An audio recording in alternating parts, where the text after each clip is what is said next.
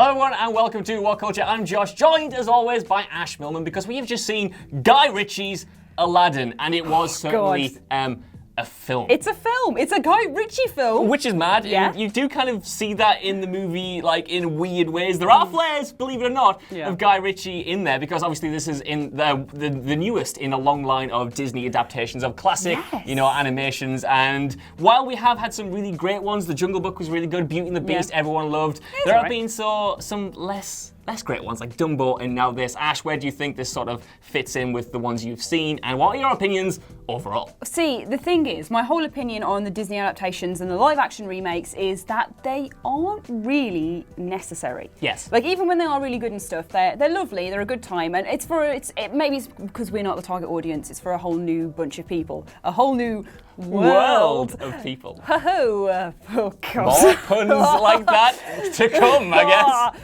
Ooh, you're in for a treat. But yeah, for me, I thought it was really well done as a live-action remake of Aladdin, but maybe didn't justify its existence entirely. I think the changes that they did make were excellent and valid and necessary, and that it was really colourful and nice, and I had a good time, but that was mostly because it offered lots of banter.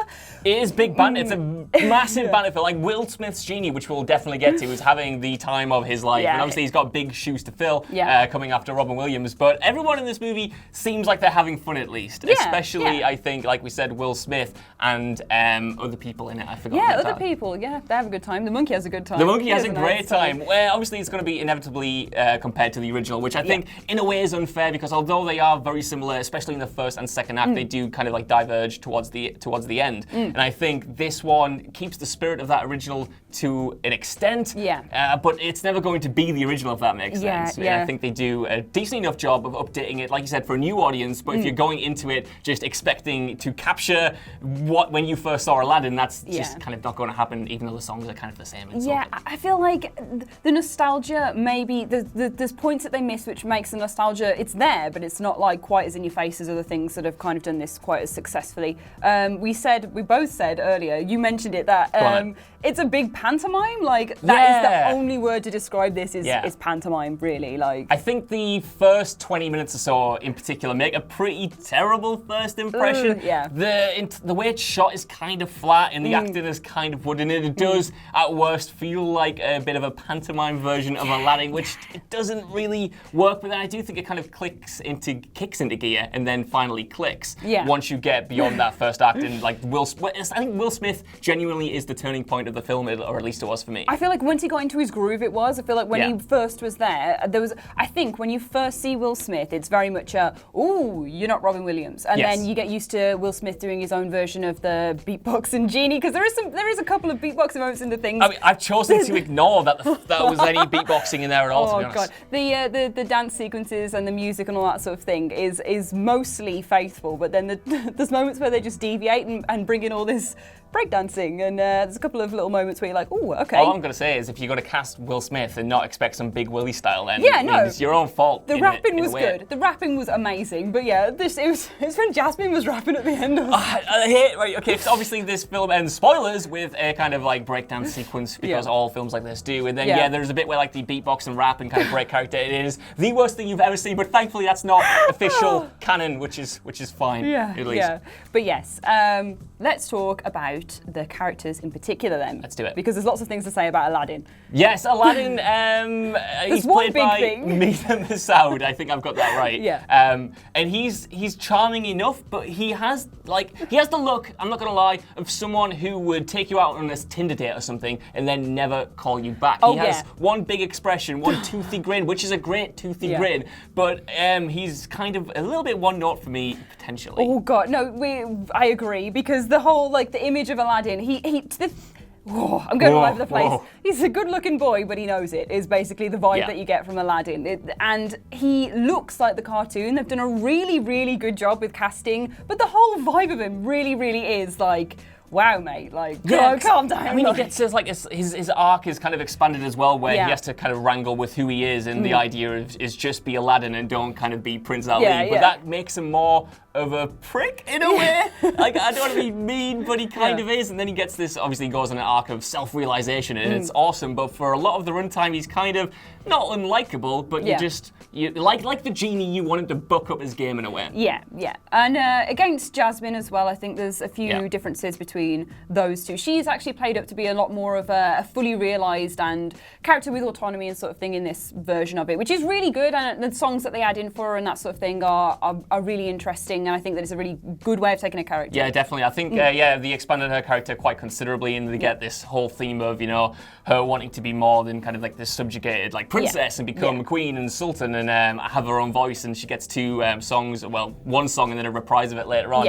And I wasn't convinced at first. I was kind of thought they were just including that as a kind of, I don't know, just to look how far we've progressed from the original story. But they do bring it around towards the end. I would have liked more of it, I think. Yeah. Obviously, when you're adapting the original story in the original movie, you want to hit all those beats. And there are a lot of faithful scenes to that film, but I think because of that, trying to balance the new element that they've introduced with Jasmine while also staying true to the original, the Jasmine, it clashes a little bit. But I do think she gets the best moment of the film towards the end. She does. In my opinion. And the best song, maybe.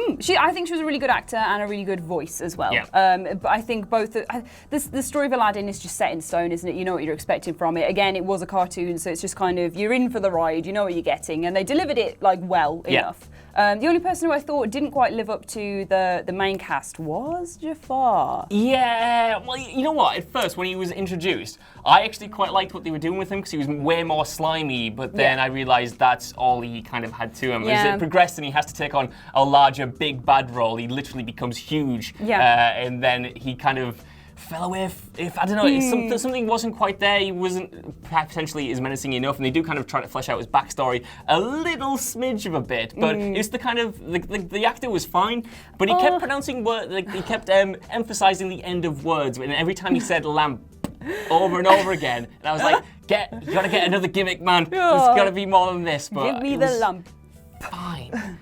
I think towards the end, I kind of lost interest a little bit because obviously, for a big blockbuster movie, they introduced some potentially needless action sequences for me that are fine, but don't really add much to the story. There's obviously lots of the flying carpet stuff. That isn't a spoiler. There's flying carpets, and they're really good. I think that they are nice, and then towards the end they get more intense than that. But you are right, like they are just kind of thrown in. The thing is, there's criticisms to be made of it, but it was a good time. It was very charming. I think especially Jasmine and her handmaiden Dahlia, like they have such a good relationship, and I want to see more of that. And there is a kind of subplot.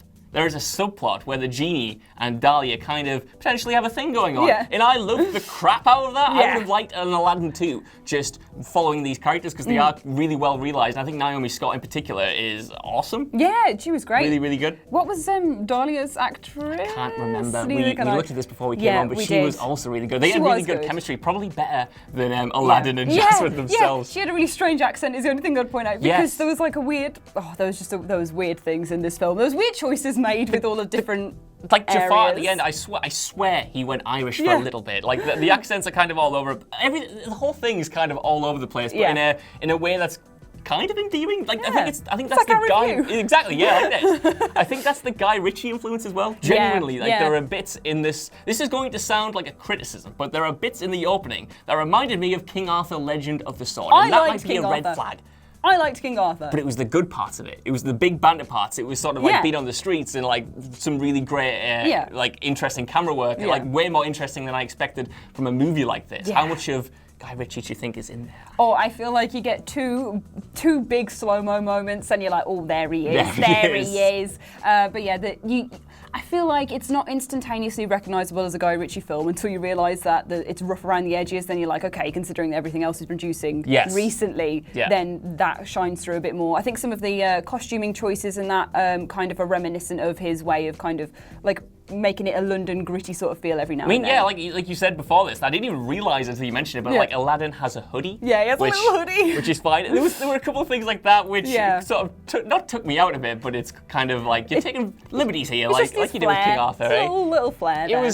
I think for me, definitely Will Smith's Genie is the MVP. And I think, Yeah, like we said, yeah. he had big boots to fill coming after Robin Williams. Big what to fill? Big boots to fill. What do you think I said? Big boobs? I didn't say big boobs. He has big boots to fill. Mrs. Doubtfire, Although to be in this, fair. he's pretty hench in this film. So He gets there's also hencher and that. He does as hencher well. as the film goes on. Oh my god, but he is good, and I think he does enough. Sometimes he has shades of Robin Williams, but I think he does enough to kind of differentiate it with his Big Willie style. Yeah, sorry. I think that they put some Robin Williams on what they expected of his character, and he lived up to those moments. But it was when he was allowed to just do his own thing. When the Big Willie style was just Definitely. Big Willie style, then it was perfect just as him. And he's the sort of character and actor who can fill this sort of role well. Yeah, I mean, he's made some weird choices recently, but I will watch anything that he's in because he's just so charismatic and great, and he's Big Willie style. Yeah, when he gets a little sincere moment, you see him in all his serious films and Oscar-winning stuff and all that sort of thing, or Oscar moments, whatever. But you know what I mean. You see him in all of his roles where it's like, okay, there's serious Willie, there he That's is. Oscar-running Willie, and this is Big Banter Willie. What are your kind of general thoughts overall before we wrap up? What would you give it out of 5? I would give it that as well. 3. Same. 3. It's a good time. There's some big banter. There is moments that are better than others, but overall, enjoyable. Not the worst film you'll ever see in the world. Definitely not, but also not the best. I don't know what you guys think down in the comments below. Have you seen it yet, and what do you think? But while you're down there, could you give us a like, share, subscribe, and head over to whatculture.com for more listening news like this every single day. Even if you don't, though, I've been Josh, joined by Ash Millman, and we'll see you soon. Me. Bye! Bye! Sing us out, Ash. Oh, what song? Arabian Nights. Sing us out, Ash! Ah! Don't get dizzy before we start the trailer. Don't get dizzy. Oh.